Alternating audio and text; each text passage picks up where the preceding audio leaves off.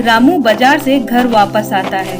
घर वापस आते ही उसकी बहू नीता कहती है, कितने पैसे बचे हैं, लौटाइए मुझे। रामू जेब से कुछ पैसे निकालकर नीता को देता है। उन पैसों को गिनकर नीता आग बबूला हो जाती है।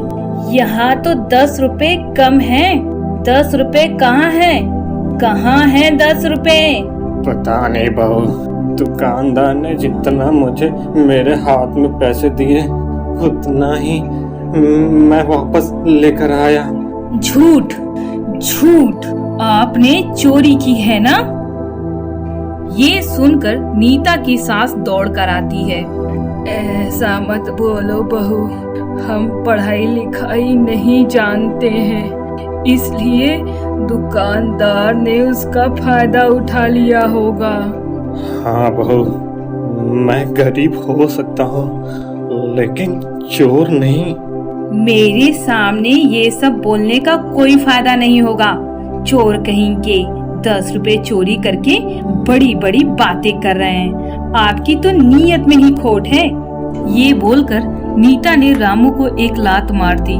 रामू गिर पड़ा। सविता रामू को पकड़कर रोने लगी। नीता जब से घर में आई है तब से उन दोनों को अत्याचार सहना पड़ रहा है। रामू और सविता ने बड़ी आशा से अपने बेटे को शहर पढ़ने के लिए भेजा था। सविता, हम तो पढ़े लिखे नहीं हैं, हम तो बस खेतों में हल चलाते हैं, लेकिन हमारा बेटा एक दिन पढ़ लिख कर बड़ा आदमी बनेगा और हम दोनों को बहुत खुश रखेगा और फिर इसी गांव की लड़की से शादी करवा देंगे। लेकिन अखिलेश का प्लान कुछ और था। उसे शहर के किसी अमीर लड़की से शादी करनी थी, इसलिए शहर में पहुंचती वो लड़की की खोज में लग गया और उसी दौरान वो नीता से मिला। नीता का पिता बहुत अमीर था। शहर में उसके पिता के कई बिजनेस थे। ये सब देखकर अखिलेश ने सोचा, नीता अपने माता पिता की इकलौती लड़की है, उससे शादी करूंगा तो मेरी तो लॉटरी लग जाएगी। अखिलेश ने नीता को शादी के लिए राजी कर लिया और नीता के पिता के पास जाकर नीता का हाथ मांग लिया। सर, मैं आपकी बेटी नीता से बहुत प्यार करता हूँ और आप तो मेरे रोल मॉडल हैं। सर, आप मुझसे नीता की शादी करवा दीजिए। तुम मुझे पसंद हो, लेकिन पता नहीं तुम्हारे माता पिता कैसे होंगे। गांव के गवार, मेरी बेटी जाके वहाँ नहीं रह सकेगी। अरे सर, मेरे असली पिता तो आप हैं और आप ही रहेंगे। नीता को खुश रखने की जिम्मेदारी मेरी है। आप बिल्कुल भी निश्चिंत रहिए। नीता के पिता मिस्टर तिवारी ने सोचा, ये लड़का गरीब, ये तो मेरा कुत्ता बन के रहेगा। कुत्ता, मैं जो कहूँगा ये वही करेगा। इसी से नीता की शादी करवा देता हूँ। तिवारी ने नीता की अखिलेश से शादी करवा दी। शादी में अखिलेश ने अपने माता पिता को बुलाया तक नहीं। अखिलेश तिवारी का कुत्ता बन चुका था। शादी के बाद अखिलेश नीता को अपने घर ले आया और आते ही नीता ने अपना असली रूप दिखाना शुरू कर दिया। ये दोनों तुम्हारे माँ बाप हैं? ये कितने गंदे और गवार हैं। क्या करे बहू, हम दोनों पढ़ाई लिखाई नहीं जानते ना। क्यों नहीं जानते? आप दोनों ने पढ़ाई लिखाई की कोशिश ही नहीं की। हमारा जीवन तो पेट पालने में ही निकल गया बहू। पढ़ाई लिखाई का तो मौका ही नहीं मिला, लेकिन हमने हमारे बेटे को पढ़ाया। बहुत अच्छा किया, लेकिन अब से मैं इस घर को चलाने वाली हूँ, इसलिए यहाँ रहने के लिए आप दोनों को मेरी बात माननी पड़ेगी, नहीं तो लात मारकर इस घर से निकाल दूंगी। हाँ।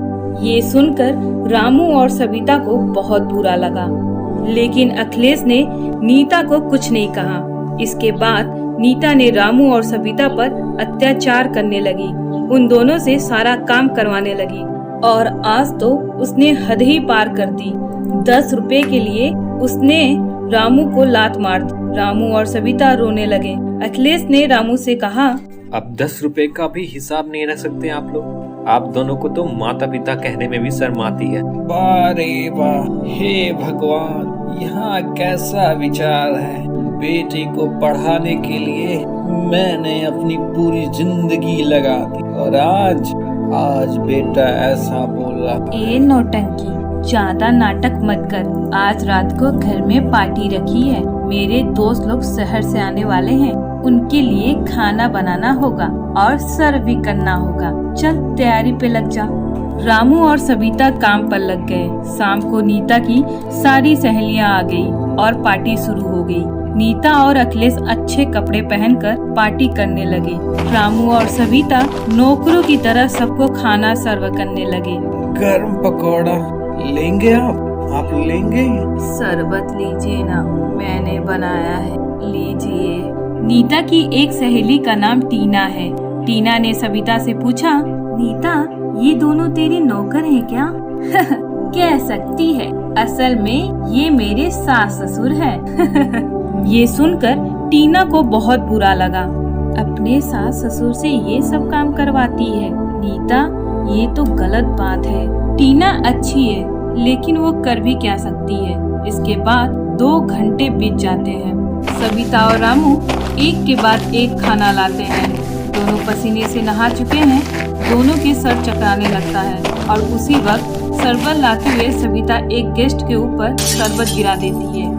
यू ब्लेडी नौकर, काम करना नहीं आता है तुम्हें? ये बोलकर सविता को एक थप्पड़ लगा देती है। नीता सविता पर गुस्सा हो जाती है। एक काम नहीं होता दोनों से। मेरे घर में मेरे सहेली का अपमान किया दोनों ने। गवार कहीं के, निकल जाइए इस घर से, निकल जाइए। लेकिन ये घर हमारा है ना?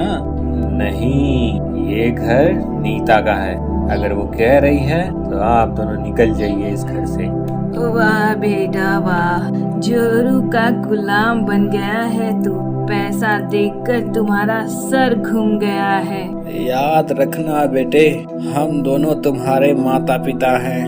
हम तुम्हें पैदा कर सकते हैं तो तुमसे अधिक पैसा कमा भी सकते हैं। ये सुनकर नीता जोर जोर से हंसने लगी। तुम दोनों गवार जाहिर पैसे कमाओगे। ठीक है, देख लेना बहू। चलो सविता। रामू सविता को लेकर वहाँ से चला जाता है और अखिलेश बस देखता है, वो कुछ भी नहीं कहता है। टीना को बहुत बुरा लगता है। रामू सविता को लेकर शहर चला जाता है। हम दोनों शहर तो आ गए, लेकिन हम दोनों करेंगे क्या? रहेंगे कहाँ? हम दोनों साथ में रहेंगे और जूता पॉलिश करेंगे। वो दोनों फुटपाथ पर रहने लगे। लोगों के जूते पॉलिश करने लगे। इसी तरह वो दोनों 2 वक्त की रोटी कमाने लगते हैं। कुछ दिन बीत गए। नीता और अखिलेश शहर आए हुए थे और एक दिन वो दोनों मिस्टर तिवारी के साथ घूमने निकले थे।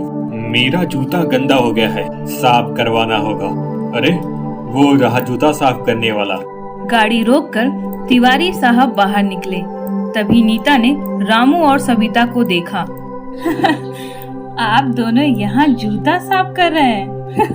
क्या हुआ पिताजी? आप तो मुझसे ज्यादा पैसे कमाने वाले थे ना? आपको आज ही पिताजी कहने में शर्म आती है। मिस्टर तिवारी जी मेरे असली पिता हैं। दोनों का अपमान कर कर तीनों चले जाते हैं। रामू और सविता रो पड़ते हैं। तभी वहाँ टीना आ जाती है और दोनों को पहचान जाती है। अरे आप दोनों तो नीता के सास ससुर हो ना?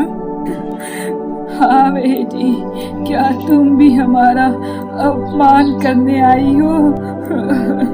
नहीं माँ जी, मुझे आप दोनों के लिए बहुत बुरा लग रहा है। बेटी, कुछ काम मिलेगा, हमें पैसे कमाने हैं। मुझे अपने बेटे और बहू को दिखाना है कि हम उनसे ज्यादा पैसे कमा सकते हैं। उसके लिए आप दोनों को पढ़ाई लिखाई करनी होगी। मैं यहीं पर बच्चों का स्कूल चलाती हूँ। आप दोनों वहाँ पढ़ने आ जाइए। मैं वहीं आपके रहने और खाने का भी इंतजाम कर दूंगी। तुम्हारा बहुत बहुत धन्यवाद बेटी। दोनों स्कूल चले गए और पढ़ने लगे। कुछ दिनों में दोनों हिसाब किताब सीख गए। टीना ने कहा, अब आप दोनों कुछ बड़ा बिजनेस कर सकते हैं।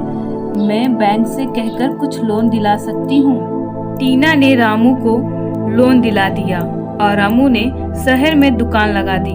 दुकान से रामू और सविता को बहुत पैसे मिलने लगे और उन पैसों से रामू ने और 10 दुकान खोल लिए और इस तरह धीरे धीरे वो दोनों बहुत अमीर हो गए। दूसरी ओर अखिलेश मिस्टर तिवारी के कंपनी में नौकरी करता था, लेकिन मिस्टर तिवारी अच्छे आदमी नहीं थे। वो सरकार को टैक्स नहीं देते थे, इसलिए उनको पुलिस ने उनको अरेस्ट कर लिया और सरकार फैक्ट्री बंद करवा दी। अखिलेश की नौकरी चली गई और वो दोनों रास्ते पे आ गए। ये क्या हो गया? हमारा सब कुछ खत्म हो गया। अब हम पेट कैसे पालेंगे? कुछ तो करना पड़ेगा। मैं जूता पॉलिश कर लूंगा, उसी में पेट पालन कर लूंगा। अखिलेश जूता पॉलिश करने लगा। एक दिन वहाँ रामू जूता साफ करवाने आया और अखिलेश को देखकर चौंक गया। तुम जूता साफ कर रहे हो? हाँ पिताजी, भाग्य ने शायद यही लिखा था। हाँ बेटा, देखा माता पिता को सम्मान ना देने से क्या होता है। आज मैं करोड़पति हूँ और तुम। हमें क्षमा कर दीजिए पिताजी। माँ जी, हमसे भूल हो गई। कोई बात नहीं बहू, हम माँ बाप हैं, हम गुस्सा पाल कर नहीं रखते। चलो तुम दोनों, अब हम साथ में रहेंगे। मैं एक और दुकान खोल रहा हूँ, वो मैं तुम्हें दे दूंगा। पिताजी। दोनों ने एक दूसरे को गले लगा लिया और ऐसे ही गरीब अंत में जीत गया और अहंकारी अमीर का अहंकार टूटकर चूर चूर हो गया।